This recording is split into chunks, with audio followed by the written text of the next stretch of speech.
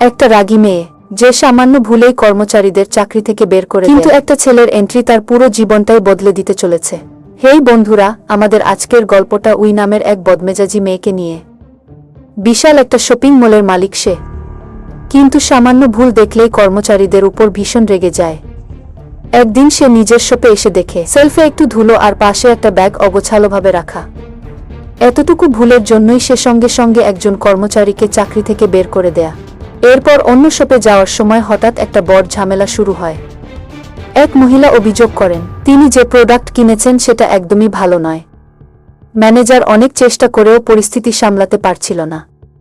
ঠিক তখনই salesman cuisine এগিয়ে এসে ভদ্রভাবে ডিসকাউন্টের অফার দেয়। মুহূর্তেই মহিলার রাগ শান্ত হয়ে যায়।